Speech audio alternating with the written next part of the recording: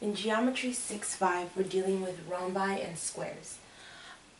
And so in order for us to actually understand both rhombi and squares, I'm going to go through the path that we've been working with all this chapter. So this chapter deals with quadrilaterals, and basically quadrilaterals is any four-sided figure.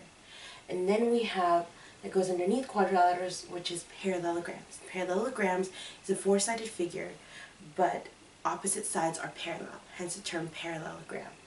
Okay? Then the parallelograms go ahead and pop out two little kids, and which is rectangle and rhombus.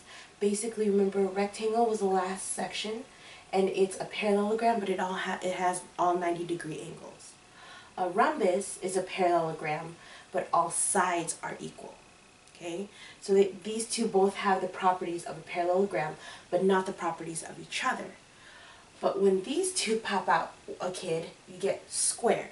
Okay, what that means is it has the properties of a parallelogram, a rectangle, and a rhombus, all of them put together.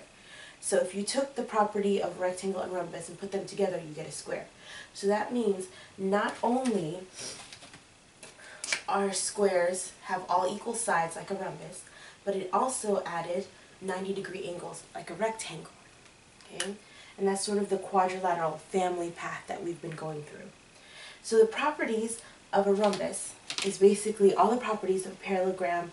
Opposite sides are congruent, opposite angles are congruent, diagonals bisect each other, except in this case the diagonals are perpendicular because all sides are congruent. So because you have this new one, then you have these new properties.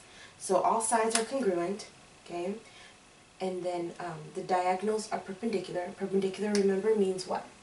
90 degrees. So not only do they bisect not only do the diagonals bisect each other, they right here, this hits it at a 90-degree angle. So all four sides are 90 degrees. And also, the diagonals bisect the angles. So these opposite sides are equal, but also the halves are equal. So this equals this equals this equals this, and this equals this. So those are two, because of this new one, these two properties come as well.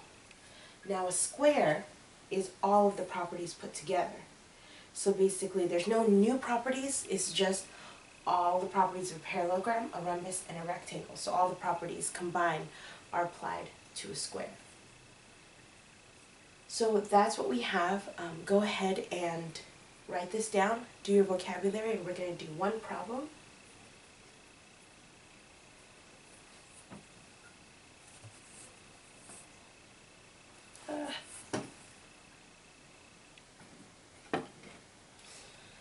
Okay, so in this case right here, it's telling us that LMNP is a rhombus.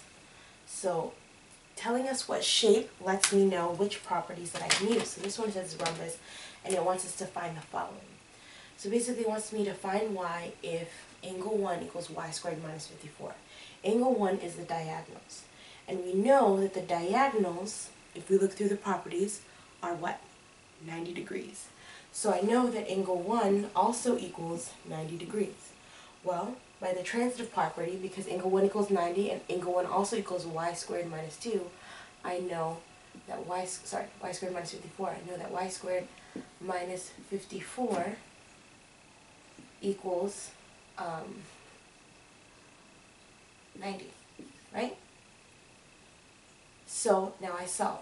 I add 54 to both sides. I end up with y squared equals 144. And I'm going to square root from both sides. Y equals plus or minus 12. Well, yes, plus or minus 12. So that means y could either be positive 12 or negative 12, because when you square root, you get a plus or minus. That's something that you learned in Algebra 1, when you square root, because negative 12 times negative 12 can get me 144, or positive 12 times positive 12 can give me 144. So, but this first step, setting them equal to each other, this equal to 90 degrees, is essential to the concept. The next one is asking me to find angle P and L. So P and L. This is the angle they're looking for. If angle MLP, I know that MLP equals 64. So this whole right here, this is 64 degrees. I do know that in a rhombus, opposite sides, because it's the property of parallelograms, are congruent. So I know that angle L equals angle N, right? Because opposite sides are congruent.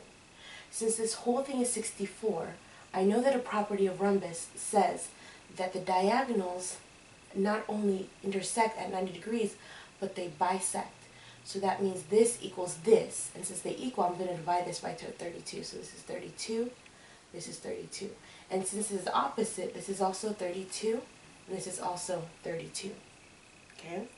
Because they bisect each other and they're equal. So this whole thing is also 64, so I can divide it into 32 and 32, telling me that angle PNL equals 32 degrees. Hopefully that made sense. This one is from one of the properties of rhombus, and this one is another. Go ahead and try page 351, number 2 through 5, page 351, number 2 through 5, and see how well you can understand the properties. And I'll see you in class.